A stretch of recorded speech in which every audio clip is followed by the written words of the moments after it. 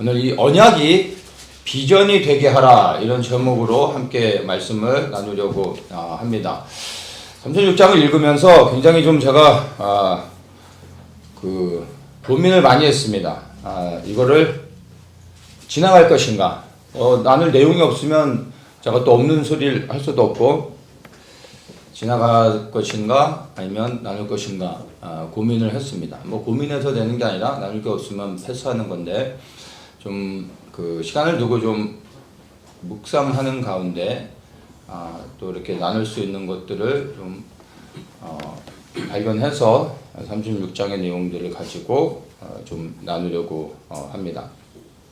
먼저 이제 그 36장의 내용들을 대략적으로 좀 구분해서 좀 말씀을 드리면 우리가 읽은 1절에서 8절까지는 말 그대로 에서의 족보, 그러니까 에서의 아내들 그리고 그 아내들을 통하여 낳은 아들들에 대해서 설명을 해주고 있고, 보면 9절에서 이제 19절까지를 보면 이제 에서의 자녀들이 낳은 또 다른 그 밑에 자녀들, 그래서 에서의 계보들이 이제 쭉 연결돼서 나옵니다. 그리고 20절에서부터 30절까지 보면 세일산에 대한 이야기가 나오는데 에서가 나중에 세일산으로 가게 되죠. 근데 에서가 가기 이전에 세일산에 원래 살고 있었던 원주민들이 누구인지에 대해서 설명해 주는 겁니다. 그리고 31절부터 39절까지는 이제 그 에돔 땅의 왕이 누구였었는지, 그것도 사실 에돔의 족보가 되는 거죠. 그렇게 쭉 설명해주고 40절에서 이제 마지막까지 다시 한번 에서를 통하여 일어난 그 후에의 그 에서의 후손들의 족장들의 이름들이 쭉 나옵니다. 그러면서 43절에 에돔 족속의 조상은 에서더라. 에서의 그 족보를 여러 각도로 해서 36장에서 쭉 그렇게 설명해주고 있습니다. 우리가 이제 창세기를 잠깐 좀 중단을 했었는데 다행히 창세기 36장은 우리가 지금까지 쭉 봐왔던 창세기 35장까지의 내용과 전혀 연결이 안 됩니다. 그래서 또 우리가 계속 봐왔던 창세기의 내용이 여러분 생각이 안 나셔도 전혀 문제가 안 됩니다. 대략적으로 정리하면 창세기 12장부터 이제 하나님께서 아브라함을 부르시면서 이 언약의 스토리로 넘어가게 되죠. 그래서 아브라함을 부르셔서 언약하시고 이삭과 야곱 3대에 걸쳐서 언약의 계보를 이어가게 하시고 그 3대에 이어지면서 언약을 그 다음 세대로 확증해주는 그러한 시간들이 이제 흘러갔습니다. 그리고 이제 35장, 우리가 읽는 이 36장 전에 35장에서 드디어 아브라함에서 이삭 그리고 야곱으로 이어지는 이 기다란 언약의 계보의 그 롱 스토리가 이제 딱 그 결말을 짓게 됩니다. 그리고 이제 36장부터 새로운 스토리가 시작됩니다. 그래서 12장부터 해서 35장까지 언약의 스토리로 쭉 길게 이어져 왔었는데, 이제 제가 아브라함과 이삭과 야곱의 이야기를 계속 다루면서 끊임없이 계속 반복해서 이야기했던 것이 언약이죠. 계속해서 언약에 대해서 이야기를 나눴습니다. 근데 이제 36장부터는 제가 아마 언약에 대한 언급은 거의 하지 않을 것 같습니다. 그래서 이 언약에 대한 스토리를 쭉 우리가 계속 나눠 왔었는데, 이제 이 언약에 대한 스토리를 넘어 다음 단계로 넘어가기 이전에 언약에 대한 부분을 다시 한번 좀 새롭게 정리하면은 좋을 것 같습니다. 하나님의 언약, 그 하나님의 언약이 아브라함과 이삭과 야곱을 통해서 쭉 우리에게 계속해서 다른 각도로 우리에게 메시지를 줬는데, 이제 우리가 그걸 정리하는 입장에서 하나님의 언약이 우리 개개인에게 있어서 어떠한 의미가 있는지, 그것을 우리가 어떻게 적용하며 그 언약을 무엇으로 받아들여야 되는지를 한번 우리가 생각하면 좋겠습니다. 하나님의 언약이 우리에게는 무엇이라고 생각하십니까? 무엇이 되어야 한다고 생각하십니까? 하나님의 언약은 우리에게 있어서 비전이 되어야 합니다. 언약은 하나님의 뜻과 계획을 말씀하시는 겁니다. 선포하시는 거죠. 아브라함에게 나타나셔서 하나님이 언약하셨습니다. 내가 너를 통하여 복이 되게 하겠다. 그리고 너를 통하여 열방이 복을 받게 하겠다. 말씀하신 게 언약이었죠. 이게 이 언약이 곧 하나님의 뜻이었습니다. 언약은 선포되어지는 건데 바로 하나님의 뜻이 선포되어지는 것입니다. 그리고 이 언약을 아브라함은 믿음으로 취했던 것입니다. 하나님의 언약을 내가 믿음으로 취할 때 이 언약이 나에게 비전이 되는 것입니다. 우리는 비전을 흔히 내가 고민하고 연구해서 만들려고 하는데 그런 것은 비전이 아닙니다. 비전은 내 머릿속에서 나의 계획으로 나오는 게 아니라 위로부터 임하는 것이라는 것을 여러분들이 아셔야 됩니다. 그래서 언약이 진짜 언약으로만 남아있게 되면, 그리고 언약을 언약으로만 생각하게 되면 이 언약은 절대 성취되지 않는다라는 것을 여러분이 아셔야 됩니다. 여러분이 언약을 아무리 붙잡고 있다 할지라도 이 언약이 여러분에게 있어서 비전으로 바뀌어지지 않으면 언약은 성취되지 않는다는 것입니다. 그래서 하나님은 항상 먼저 이 언약을 믿음으로 취하는 자를 찾으시고, 그리고 이 언약을 비전으로 받아 그것을 성취하는 자를 하나님은 항상 찾고 계시다는 것을 여러분이 아셔야 하는 것입니다. 말씀드린 것처럼 비전은 내가 계획하는 것이 아니라 위로부터 임하는 것입니다. 그리고 이 비전의 근거는 당연히 무엇에 있습니까? 하나님의 언약에 있는 겁니다. 하나님의 언약을 근거로 내가 비전을 삼는 것입니다. 그리고 내 눈에 보여지는 내 가슴에 새겨진 비전을 이제 믿음으로 순종하며 성취를 위하여 나아가는 것입니다. 그래서 하나님의 뜻과 계획을 내가 믿음으로 선택할 때 언약이 비전이 되고, 이 비전을 위하여 헌신하여 또 나아갈 때 비전이 실제가 되어지는 것입니다. 아브라함과 이삭과 야곱은 하나님의 언약을 믿음으로 선택했습니다. 그런데 이제 앞으로 등장하게 될 요셉은 언약이 비전이 되게 해서 실제화 되게 하는 그러한 일들을 하게 됩니다. 우리가 이제 그것들은 이제 요셉의 스토리를 통해서 보게 될 것입니다. 35장 마지막에 이제 보면은 야곱이 약속의 땅으로 다시 돌아와서 하나님과 언약했던 베델에서 새롭게 하나님께 헌신을 하게 됩니다. 그리고 아버지 이삭이 있는 헤브론으로 돌아가서 그 언약의 땅에서 다시 새롭게 시작하게 되죠. 그리고 이삭은 이제 하나님께, 그가 죽으며 하나님께 돌아가게 됩니다. 그러면서 35장의 스토리가 이제 끝나고, 이제 야곱의 긴 여정도 끝나고 이제 야곱에서 요셉으로 넘어가게 됩니다. 그래서 정리해 보면 창세기 1장부터 11장까지가 하나의 스토리로 연결되고, 12장부터 35장까지 아브라함부터 이삭과 야곱에까지 언약의 스토리로 이제 새로운 단계로 넘어갑니다. 그리고 이제 36장부터 해서 50장까지는 요셉을 통하여 이제 완전히 또 다른 언약을 성취해가는 스토리로 바뀌어지게 되는 겁니다. 그래서 우리가 이제 세 번째 단계로 넘어가는 그러한 시점에 있습니다. 그래서 이제부터는 야곱의 아들 요셉을 통해서 언약을 성취하는 그런 스토리로 넘어가게 되는 겁니다. 그러면 이제 36장에서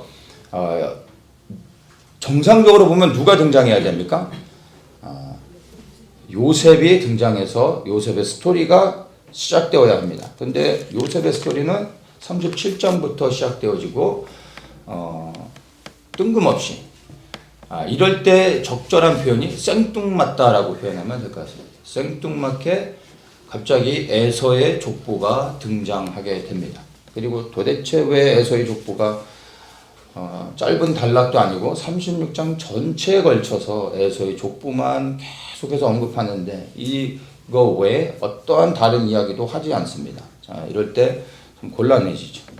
그런데 하나님께서 아무 의도 없이 에서의 족보를 중간에 의미 없이 넣으신 것이 아니라 하나님께서 이 에서의 족보를 이 36장 이제 요셉의 스토리가 다시 시작되기 이전에 먼저 에서를 등장시키는 것은 하나님께서 이 에서를 통하여 우리에게 보여주고 말씀하시는 것이 있기 때문입니다.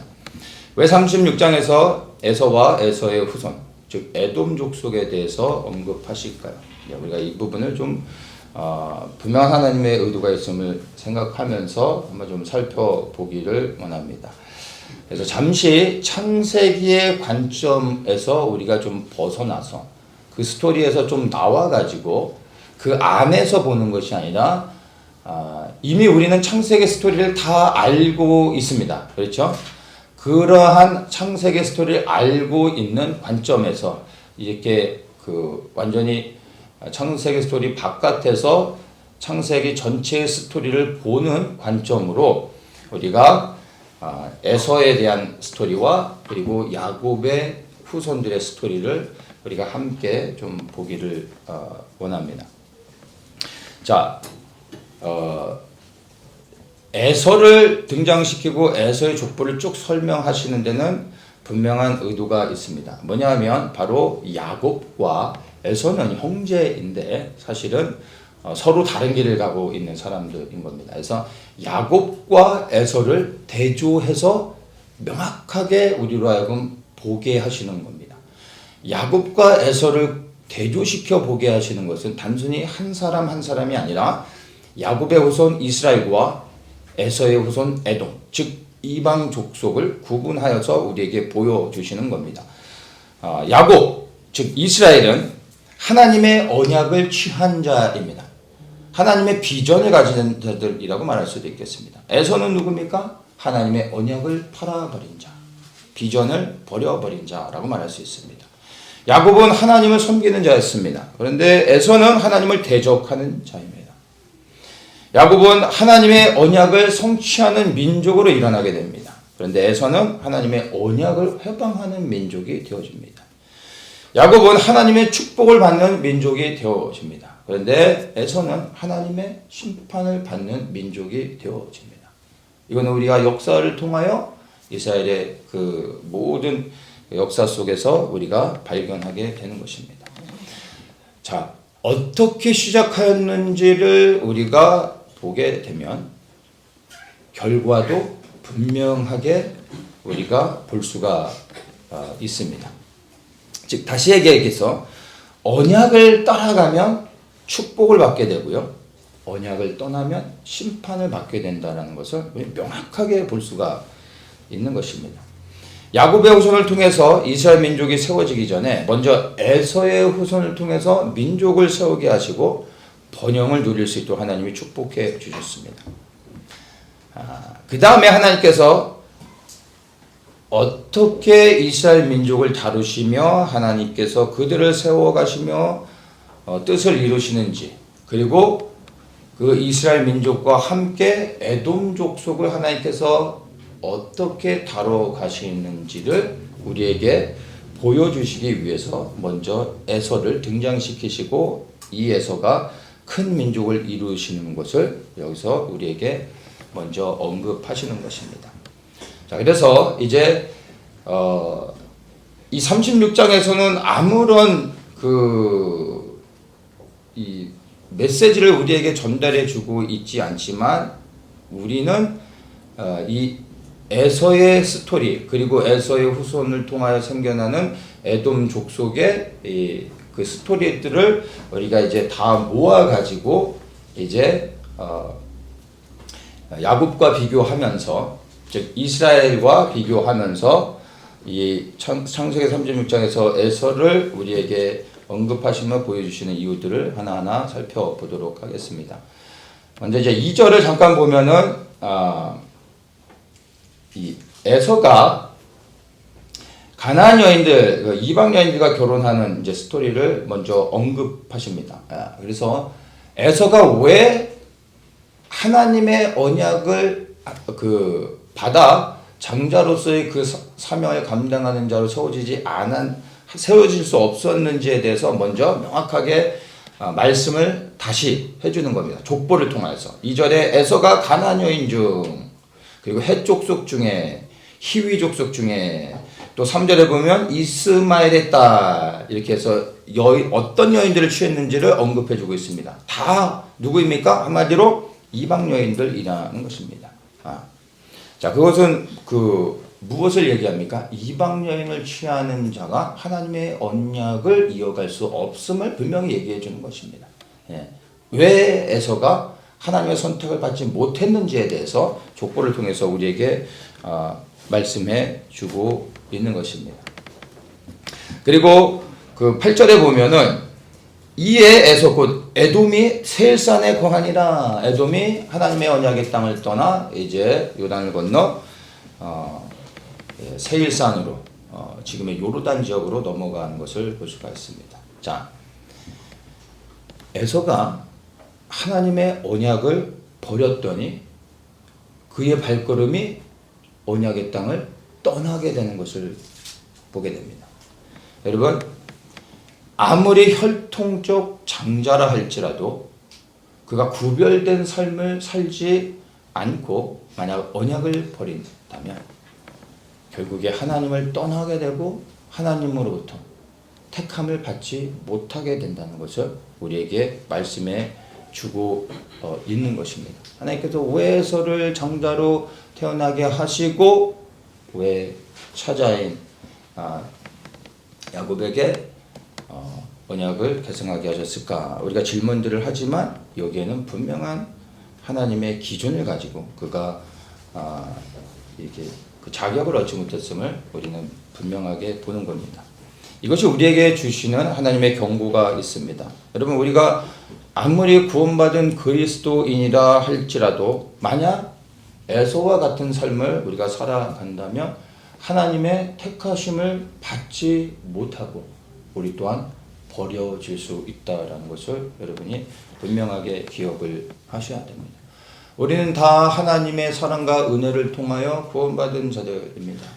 그러나 이 구원받았다라는 것을 우리는 예수님의 비유의 말씀을 통하여서 좀 새롭게 생각해 볼 필요가 있습니다. 청함을 받은 것과 택함을 받은 것은 다르다라는 것으로 한번 이야기를 하면 좋을 것 같습니다. 혼인잔치에 많은 사람들, 모든 사람들이 청함을 받습니다. 길거리에 있는 모든 사람들이 그 사람들의 어떤 사람들인지 또 어떠한 삶을 살아가고 있는지 상관없이 모든 사람들이 청함을 받아 혼인잔치에 들어갔습니다. 청함을 받아 혼인잔치에 들어가면 끝이 아니라 그 혼인잔치에 들어갔는데 청함을 받은 대부분의 사람들이 쫓겨납니다. 왜요? 택함을 받지 못하였기 때문에. 근데 왜 택함을 받지 못합니까? 예복을 입지 않았기 때문입니다. 여러분, 우리는 이와 같이 하나님의 은혜 안에서 모두가 다 하나님의 천국잔치에 청함을 받은 사람들입니다. 우리가 자격이 있어서가 아니라 우리를 향한 하나님의 사랑과 은혜인 것입니다. 그러나 이렇게 우리가 청함을 받았을 때 그리하여 천국잔치에 들어가기 위해서는 반드시 청함받은 자로서의 합당한 예복을 갖추고 그 자리에 가야 되는 겁니다. 그렇지 않으면 청함을 받았지만 예복을 갖추지 않았기에 택함 받지 못하여 다시 쫓겨날 수 있다는 것입니다. 그 예복이 무엇입니까? 계시록 19장에선 그것을 세마포로 이야기를 하는데 바로 성도의 옳은 행실이라고 말을 하고 있습니다. 단순히 선하게 살아가는 것을 의미하는 것이 아니라 성도의 옳은 행실이란 말하면 바로 하나님의 말씀에 순종하며 살아가 열매를 맺은, 그리하여 하나님 보실 때 거룩한 의의 세마포를 입은 그 열매를 말하는 것입니다. 이렇게 우리가 청함받은 자로서 준비되어져서 예복을 갖추고 천국잔치에 들어갈 때 택함을 받아 우리가 영광스러운 혼인잔치에 참여하고 생명을 얻을 수 있게 되는 것입니다. 그러나 택함을 받지 못하면 다시 쫓겨나게 된다라는 것을 우리는 반드시 기억을 해야 됩니다. 에서의 이러한 개인의 역사가 우리의 역사가 되지 않도록 우리는 거룩한 성도로서의 삶을 살아가며 우리가 예복을 갖추고 주님 앞에 설 수 있는 준비를 해야 할 것입니다. 지금 우리가 구원받은 자로 하나님의 자녀로서 또한 거룩한 성도로서 살아가고 있고 그리고 하나님의 은혜 안에 있다라는 것으로 우리가 계속해서 하나님 앞에 온전히 세워지기 위해 부단히 노력하며 하나님을 의지하지 않는다면 그저 그냥 혈통적 장자로서 태어난 에서처럼 언약을 붙잡지 않고 살아간다면 우리에게 이러한 일들이 동일하게 일어날 수 있음을 그래 벌어질 수 있음을 다시 한번 기억하시고 정말로 우리가 청함을 받은 자에서 택함을 받은 자가 되어질 수 있도록 그렇게 예복을 준비하는 거룩한 성도의 삶을 사시기를 축복합니다. 이제 12절에 보면은 족보에 대해 에서의 족보에 대해서 좀 얘기하다가 한 가지 좀 나눌 만한 것이 있습니다. 뭐 에서의 족보들 쭉 얘기하는데 뭐라고 얘기하냐면 12절에 에서의 아들 엘리바스의 첫 딥나는 아말렉을 낳았다. 이런 말을 하게 됩니다. 여러분 아말렉은 다 들어보셨을 겁니다. 아말렉은 사실은 그 에돔 족속과 구별되어진 이방 족속입니다. 근데 이 아말렉 족속의 그 시작이 에돔에서 나왔다라는 것을 여러분 아십니까? 원래는 에돔 족속, 아말렉도 에돔 족속의 사람으로 에돔 족속으로서 그냥 있어야 되는데 그가 에돔 족속에서 따로 나와 아말렉 족속을 새로 만들게 되는 겁니다. 근데 그가 왜 에돔 족속에서 아말렉이 나왔을까를 한번 좀 생각해 볼 필요가 있는데 여기에 힌트가 있죠. 엘리바스의 첩 딥나가 아말렉을 낳았다. 이 시대에 첩의 아들은 정실 부인의 아들들에 의해서 엄청난 핍박을 받게 됩니다. 그러다가 이제 떠나게 되죠. 그래서 아말렉도 아마 이 에서의 아들들, 정실 부인의 아들들에 의해서 엄청난 견제를 받으며 힘들었을 것 같습니다. 그래서 그가 아말렉이 이제 에서의 그늘 안에서 떠나 스스로 한 민족을 이루게 됩니다. 자, 아말렉이 떠나 한 민족을 이루는 게 중요한 것이 아니라 이 아말렉이 누구인가 그리고 그 출신 성분이 바로 에서의 아들이었다라는 것을 생각해 볼 필요가 있다는 것입니다. 여러분, 아말렉이 어떤 그 민족이었는지를 우리가 좀 생각해 볼 필요가 있습니다.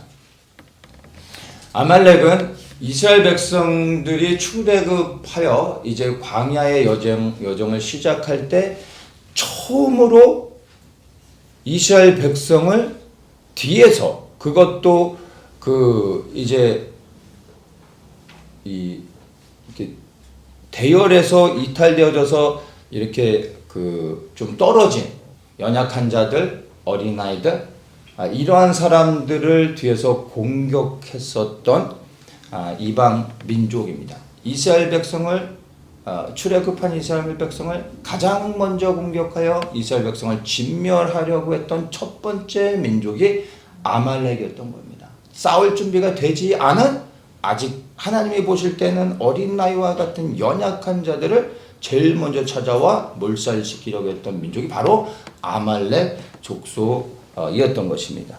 이것으로 끝나지 않고 아말렉과 이스라엘의 역사를 보면 끊임없이 아말렉이 이스라엘을 괴롭히고 또한 바벨론의 포로 생활을 하고 있었던 유대인들을 모두 다 한 100만 명 정도가 살고 있었다고 역사에서는 추정을 하는데, 그 바벨론에 살고 있는 모든 유대인들을 몰살하려고 했었던 하만을 기억하십니까? 근데 이 하만이 아말렉 족속의 후손인 겁니다. 예. 자, 그래서 이 아말렉은 하나님께서 이 아말렉 족속을 향해서 뭐라고 말씀하시냐면, 이들은 하나님의 원수로서 하나님께서 작정하고 멸망시키겠다라고 아말렉에 대해서 선포하십니다. 출애굽기 17장 14절에 보면 여호와께서 모세에게 이르시되 이것을 책에 기록하여 기념하게 하고 여호수아의 귀에 외워 들리라. 귀가 닳도록 듣게 하라. 이렇게 말씀하시죠. 내가 아말렉을 도말하여 천하에서 기억함이 없게 하리라. 하나님께서 무섭게 저주하시면서 아말렉에 대해서 이렇게 선포하셨던 겁니다. 네. 근데 이 하나님의 원수가 된 아말렉이 바로 누구의 족보에서 나옵니까? 에서의 족보에서 나온 민족이라는 겁니다. 이 아말렉이 하나님을 대적하며 하나님의 백성들을 멸망시키려고 했던 겁니다. 자, 하나님을 대적하는 자는 언약을 버린 에서의 후손에서 나온 것을 보게 됩니다. 여러분, 이것이 우리에게 주시는 분명한 메시지가 있습니다. 하나님의 언약을 떠난 자의 후손에서 하나님을 대적하는 자가 나오는 겁니다. 그러면 반대로 얘기하면 하나님의 언약 안에 있는 자의 후손 안에서 하나님의 말씀에 순종하며 살아가고 있는 자들의 후손 안에서 하나님을 영광스럽게 하고 하나님을 섬기는 하나님의 사람들이 나오는 것입니다. 그래서 하나님의 언약 안에 있었던 야곱의 후손을 통하여 하나님께서 영광을 받으시고 하나님을 영화롭게 하는 자들이 일어났다는 것을 우리가 분명히 이스라엘의 역사를 통하여 보게 됩니다. 우리 부모 세대가 하나님의 언약 안에서 정말 순종한다면 우리의 자녀 세대가 하나님 앞에 영광을 돌리게 될 것을 우리는 믿어야 하는 것입니다. 우리가 자녀들에게 바른 복음을 가르치는 것도 중요하겠지만 우리가 말씀에 순종하며 살아가는 모습을 보여주는 것은 더욱 중요합니다. 그래서 혹시 우리의 눈에 차지 않은 우리의 자녀들을 보면서 우리가 조바심 내면서 그리고 그 자녀들을 향하여 우리가 함부로 자녀들에게 판단하며 말하기보다는 여러분, 우리가 하나님 앞에 더욱더 온전히 세워지고 하나님 앞에 바르게 나아가며 우리의 삶을 통하여 정말 하나님을 온전히 섬기는 모습을 보여준다면, 이것이 하루 이틀이 아닌 더 오랜 시간을 통하여 일상의 삶 가운데 변함없이 꾸준한 모습으로 이렇게 섬기는 것을 보여준다면 하나님께서 우리의 자녀들을 다루시며 하나님의 능력으로 우리의 자녀들이 우리보다 더한 하나님을 기쁘시게 하며 하나님을 섬기게 하실 것을 우리는 믿을 수 있는 것입니다. 우리가 더욱더 우리의 자녀들을 보며 우리가 마음에 안 드는 그리고 정말 안타까워하는 모습들 있다면 우리가 하나님 앞에 더욱더 바르게 나아가면 되는 것입니다. 그리고 또 한 가지 우리가 보아야 될 것이 2절에 그 에서의 아내들이 몇 명 나오는데 두 번째 아내 아나의 소생 오홀리바마 이렇게 나오죠. 오홀리바마를 우리가 한번 주목해 봐야 되는데, 자, 오홀리바마는 아나의 소생이라고 얘기합니다. 아나의 소생. 자, 아나가 누구냐면 20절에 그 땅의 원검인 그 세일 땅을 이야기하는 겁니다. 호리 족속 세일의 자손은 로단과 소발과 시므온과 아나와 하죠. 아나라는 사람은 세일산 출신인 겁니다. 그리고 24절에서도 시므온의 자녀는 아야와 아나며, 그리고 25절에 아나의 자녀는 디손과 오홀리바니. 오홀리바마는 아나의 딸이며 이렇게 이제 얘기합니다. 즉 이 오홀리바마가 에서의 두 번째 아내인데 이 오홀리바마는 아나의 그 자녀인데 이 아나는 세일 족속 출신이라는 겁니다. 세일 땅의 출신입니다. 다시 얘기하면 오홀리바마가 바로 세일산 출신이다라는 것을 우리가 알 수 있습니다. 자, 에서가 이 가나안 땅을 떠나 많은 곳, 여러 곳으로 갈 수 있었는데 그가 세일산으로 갈 수 있었던 이유는 그의 두 번째 아내 오홀리바마가 세일산 출신이기 때문인 겁니다. 그래서 제가 말하고 싶은 건 이겁니다. 여러분, 이방 여인과 동거하면 여러분 언약의 땅을 떠날 가능성이 많다라는 것입니다. 누구와 살아가느냐가 정말 그 다음에 그 발걸음을 결정하게 되는 것이 됩니다. 여러분, 세상에서의 결혼은 뭐 남녀가 그냥 서로 좋으면 그만이겠지만 그리스도의 결혼은 그렇지 않습니다. 서로를 좋아하는 것보다 더 우선시 여기는 게 무엇이죠? 바로 언약인 것이죠. 언약. 언약을 아까 제가 뭐라고 설명했습니까? 비전입니다. 단순히 하나님을 믿고 뭐 교회를 다니는 정도면 괜찮다라고 생각하시면 착각입니다. 비전이 같아야 됩니다. 여러분, 비전. 예수님 믿는다고 비전이 다 같은 게 아닙니다. 여러분, 같은 것을 보고 같은 곳을 향하여 같은 마음으로 가야 됩니다. 이것이 비전이 같은 겁니다. 같은 교회를 다니고 있으면서도 다른 것을 바라보는 사람들이 많습니다. 아마 우리 어쩌지 성도님들은 이 부분에 대해서 정말 깊이 체감하실 겁니다. 예수님을 믿지만 다른 것들을 바라보며 살아가는 사람들이 많이 있습니다. 잘못됐다라는 게 아니라 비전이 같지 않기 때문인 것입니다. 그래서 그냥 교회 다니고 예수님을 믿으면 이제 괜찮은 것이 아니라 우리는 같은 비전을 가진 사람들이 함께 연합해야 됩니다.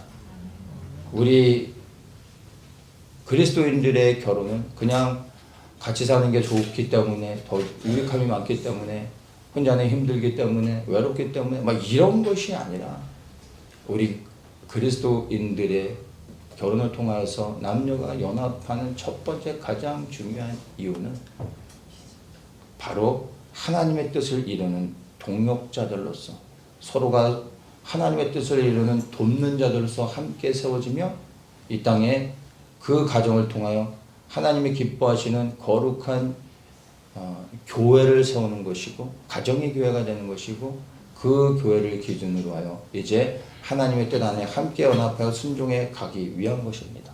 이것이 가정을 세우는 가장 첫 번째 된 중요한 이유인 것입니다.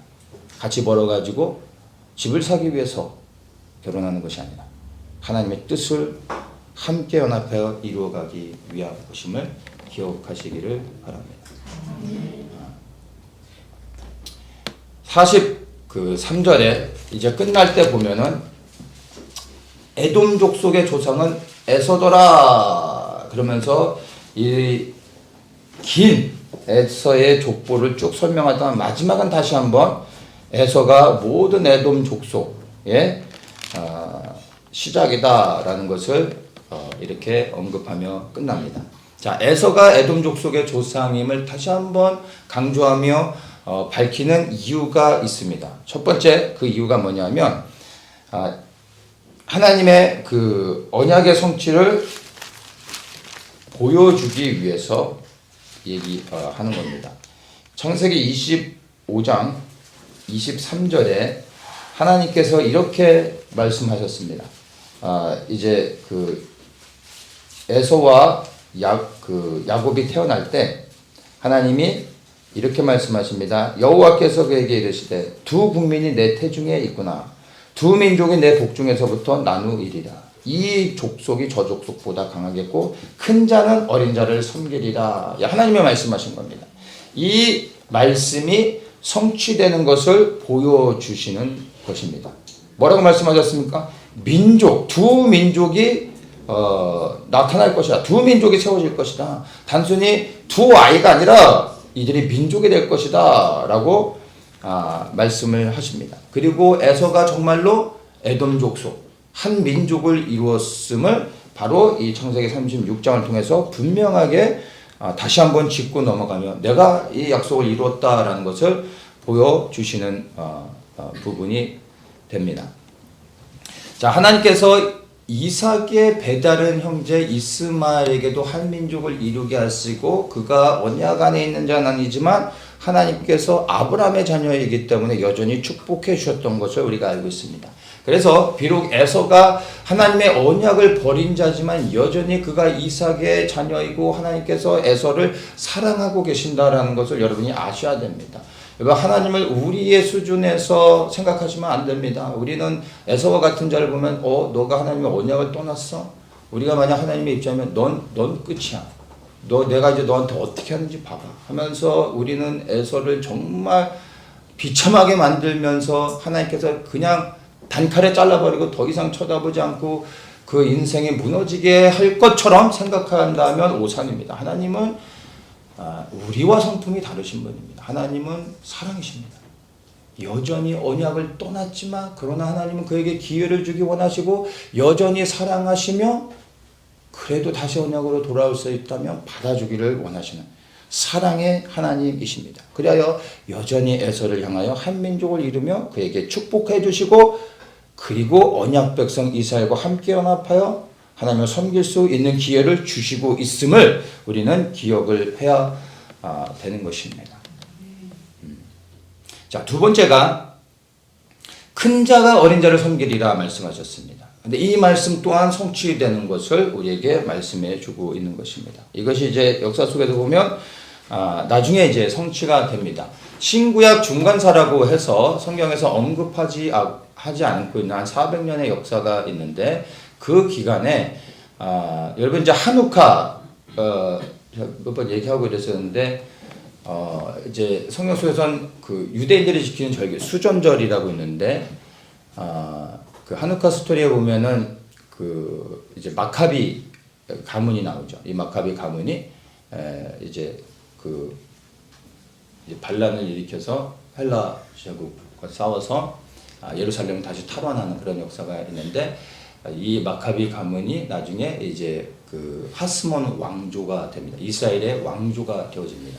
근데 이 하스몬 왕조가 이제 유대 왕조로서 이제 다시 세워져서 에돔 족속을 전쟁을 통해서 완전히 무너뜨리고 에돔 족속의 모든 사람들을 강제로 유대교로 개종시켜서 유대인이 되게 만들었습니다. 그래서 그 이후로 에돔 족속, 성경은 이두메라고 말하는데 이 에돔 족속의 사람들이 유대인이 되어집니다. 그래서 헤롯이 에돔 족속 사람이죠. 그런데 그가 유대인의 왕이 될 수 있었던 것은 에돔 족속이 강제로 유대인으로 개종되었기 때문에 그가 유대인의 자격으로 유대의 왕이 되어질 수 있었던 것이죠. 자, 이와 같이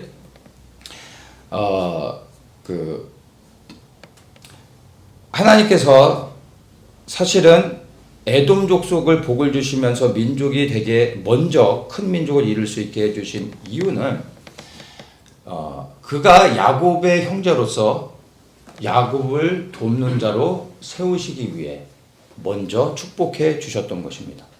그래서 그를 세일산 쪽, 그러니까 요단 건너편에 큰 민족을 이루게 하셨는데 그 땅은 고대 시대에 전략적으로 너무나 중요한 곳이고 그것을 장악하는 사람들은 큰 민족을 이루고 번영을 누릴 수밖에 없는 겁니다. 이 세일산 바로 옆에가 페추라, 여러분 다 아시죠? 페추라가 있는데 페추라는 당시에 고대 상인들이 지나가는 아주 중요한 장소였습니다. 그래서 이 페추라는 역사 속에서 엄청나게 번영을 이뤘습니다. 이 페추라 남북으로 이제 왕의 대로가 지나갔죠. 이 왕의 대로가 지나가는 아주 중요한 기점이고 또 이 페추라 있는 곳에서부터 동서로 움직이게 되는데 아라비아에서부터 올라와서 왕의 대로로 이동하거나 동서로 이동할 때는 여기에서 요단을 건너오면은 이제 어디로 가냐면 우리가 지난 8월에 갔다 왔을 때 에이나부다 갔었죠. 이 요단을 건너서 에이나부다, 이게 이제 동서로 상인들이 이동하는 통로 가운데 에이나부다의 광야 안에 물이 있기 때문에 상인들이 지나가면서 쉼을 얻습니다. 여기서 지나서 미츠페 라몬, 우리가 가서 기도했었죠. 그 미츠페 라몬 길을 따라서 쭉 올라가게 되면은 가자를 지나서 요빠로 갑니다. 그 요빠에서 배를 타고 유럽으로 넘어가는 겁니다. 그래서 이 세일산을 장악하고 있으면 동서남북으로 해서 전략적으로 너무나 중요한 곳이고 모든 곳을 갈 수 있게 됩니다. 그래서 그 민족이 번영을 할 수밖에 없고, 그리고 그 세일산 주변이 땅이 굉장히 비옥해서 농사 짓기에도 너무 좋습니다. 그래서 사실 에돔 족속이 어마어마하게 번영을 했었던 것을 우리가 알 수 있습니다.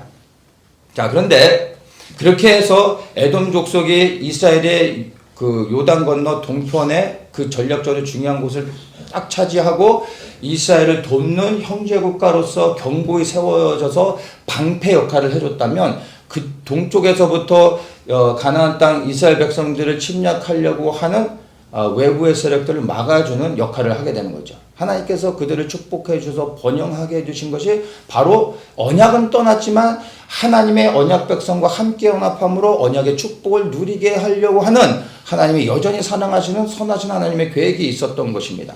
그런데 그들이 그러한 하나님이 주신 기회를 발로 차버렸던 것입니다. 스스로 이스라엘을 돕는 역할을 하지 않고 하나님을 떠나 이스라엘을 대적하는 자로 그들이 살아가게 되는 것을 우리가 보게 됩니다. 어떤 일이 있었습니까?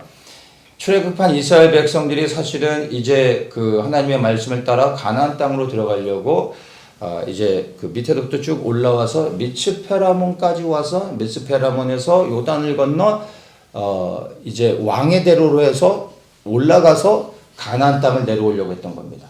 근데 이 미츠페라몬에서 요단을 건너가면 세일산이 나옵니다. 세일산이 누가 있었죠? 에돔 족속. 근데 에돔 족속이 그 길을 지나가게 허락합니까? 원래 형제로서 지나가게 해줘야 되는데 싸우려고 했죠. 그래서 그들이 에돔은 형제이기 때문에 하나님이 싸우지 말게 하시죠. 그래야 그들이 미츠페라몬에서 다시 밑으로 내려가서 저 반대로 크게 돌아서 가게 됩니다.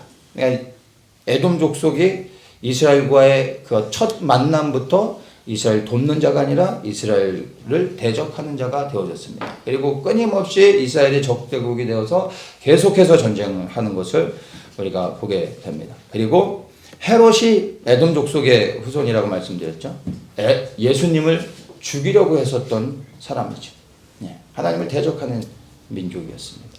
그리고 바벨론에 의해서 예루살렘이 멸망을 당할 때 이 바벨론 군대의 선봉에 섰던 그 족속이 에돔 족속입니다. 바벨론과 동맹을 해가지고 예루살렘을 멸망시키는데 앞장서서 싸웠던 자들이 에돔입니다. 그러니까 하나님이 보실 때 이 에돔이 어떻게 했습니까? 바로 하나님은 이제 에돔을 심판하실 수밖에 없게 되어진 겁니다. 그래서 에스겔 35장 7절과 9절을 쭉 보면은 이렇게 말씀하십니다. 내가 세일산으로 놀라움과 황무지가 되게 하여 그 위에 왕래하는 자를 다 끊을지라. 내가 그 살육당한 자로 그 여러 산에 채우되 칼에 살육당한 자로 내 여러 맷뿌리에 골짜기의 모든 시내에 엎드러지게 하고 너로 영원히 황무케 하여 내 성읍들에 다시는 거하는 자가 없게 하리니 너희가 나 여호와인 줄 알리라. 이 에돔에 대한 하나님의 심판의 말씀은 수많은 선지자들을 통해서 끊임없이 말씀해 주셨는데 제가 그냥 하나만 이야기하는 겁니다.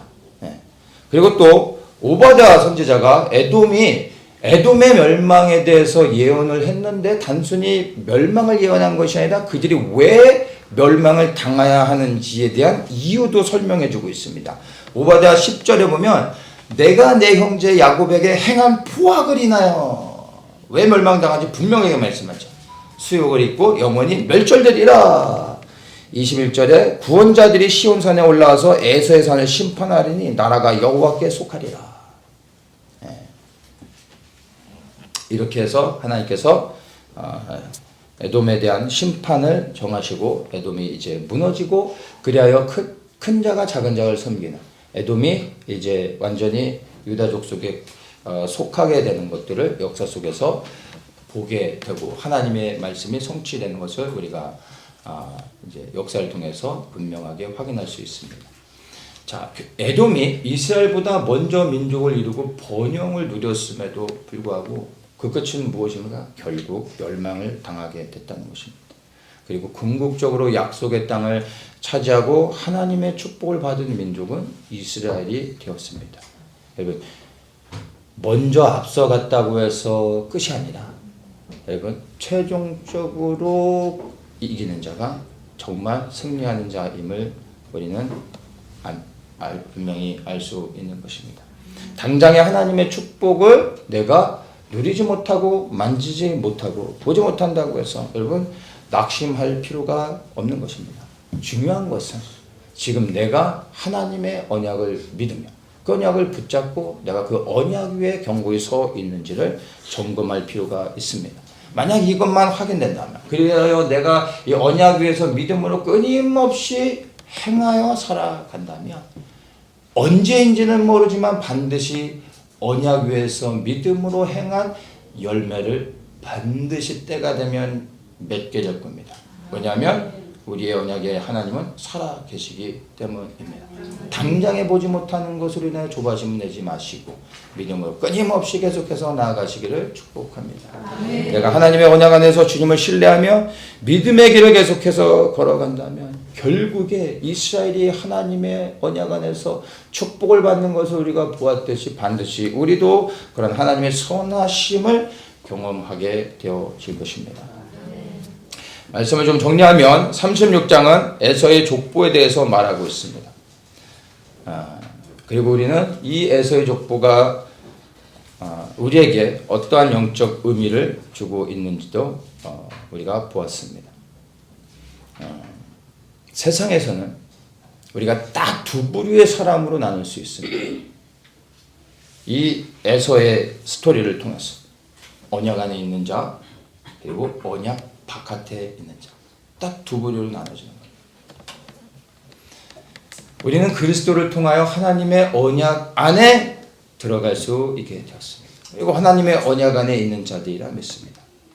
그냥 말씀드린 것처럼 우리가 하나님의 언약 안에 있다고 해서 가만히 있으면 자동적으로 하나님의 언약의 축복을 그렇게 그냥 누리고 받는 것이 아닙니다. 언약 안에서 끊임없이 믿음으로 행하며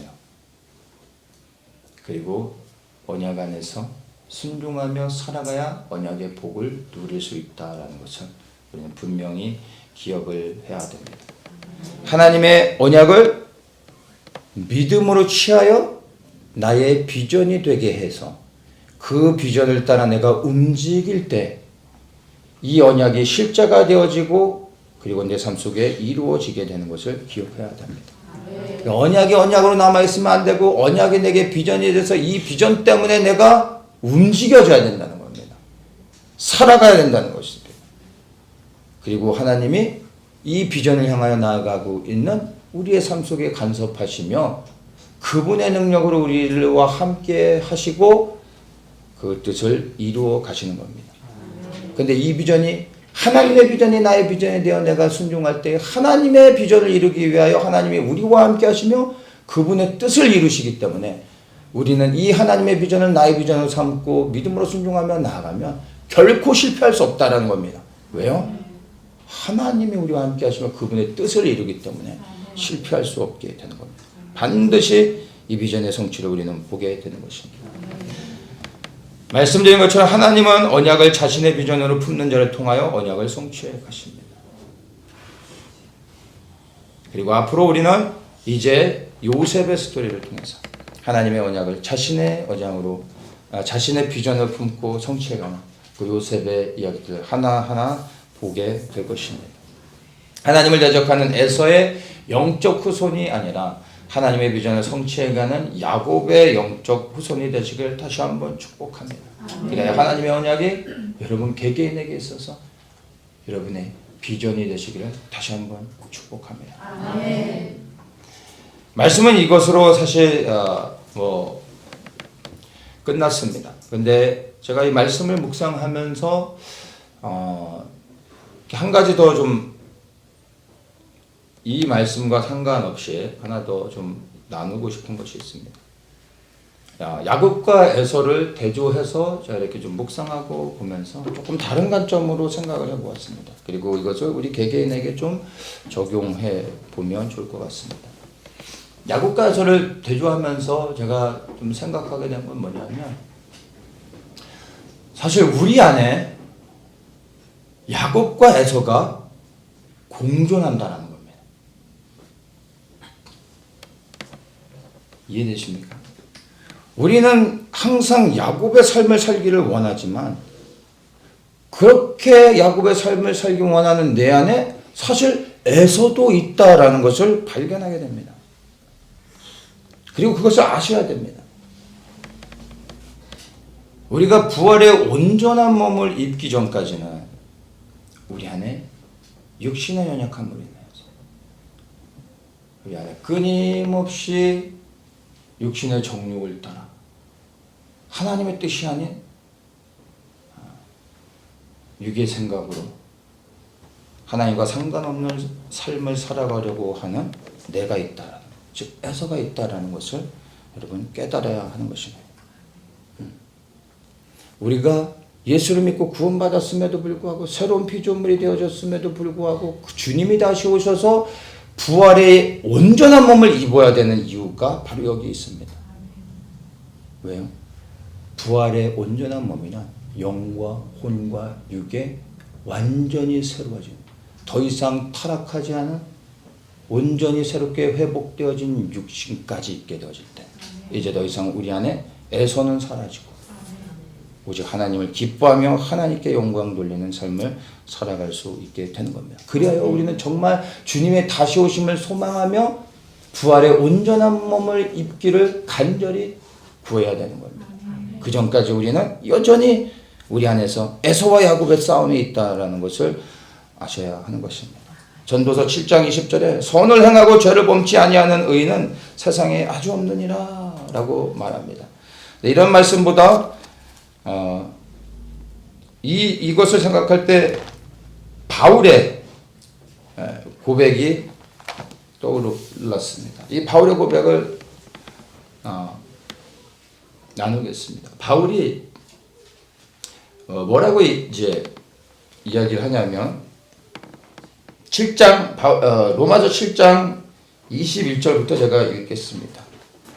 그러므로 내가 한 법을 깨달았노니 곧 선을 행하기 원하는 나에게 악이 함께 있는 것이로다.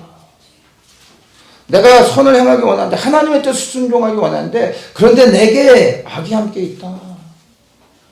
바울이 하는 이야기입니다. 내 속사람으로는 하나님의 법을 즐거워하되 내 지체 속에서 다른 한 법이 내 마음의 법과 싸워 내 지체 속에 있는 죄의 법 아래로 나를 사로잡아 오는 것을 보는도다.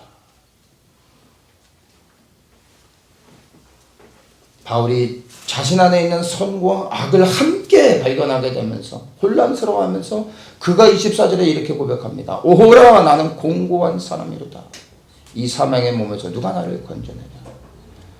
나는 비참한 사람이다 라고 고백합니다. 왜요?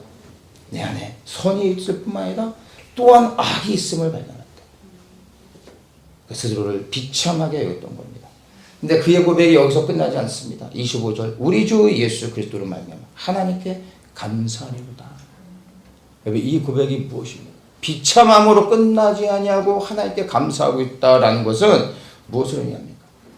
내 안에 악이 있음으로 인해 내가 절망하는 것이 아니라 내 안에 그리스도가 통치하고 있음으로 인해 이제 내가 그리스도를 의지하여 내가 소망을 얻고 순종하여 이제 내가 하나님 앞에 온전히 서겠습니다 라는 고백을 하고 있는 것입니다. 여러분 내 안에 에서를 발견하는 것이 절망이 아니라 예수 그리스도를 붙잡는 것이 소망이요 능력이요 기쁨인 것입니다. 끊임없이 에서와 싸워야 되는 모습도 있겠지만 여러분 그래도 여전히 일어나는 에서를 보게 될 겁니다. 싸워서 이기는 것이 중요하지 않고 더 중요한 건 무엇입니까? 끊임없이 예수 그리스도를 붙잡고 끊임없이 예수 그리스도를 찾으며 예수 그리스도를 의지하여 나아가는 것입니다. 이것이 에서를 이길 수 있는 그리하여 야곱을 선택할 수 있는, 그래야 하나님을 영광스럽게 할 수 있는 유일한 길임을 기억하십시오. 내 안에 에서를 발견할 때 여러분 놀라지 마십시오. 부인하려고 하지 마십시오. 내 안에는 나는 에서가 없다. 부인하려고 하지 마십시오. 다만 예수 그리스도를 의지하고 주님을 찾고 구하십시오.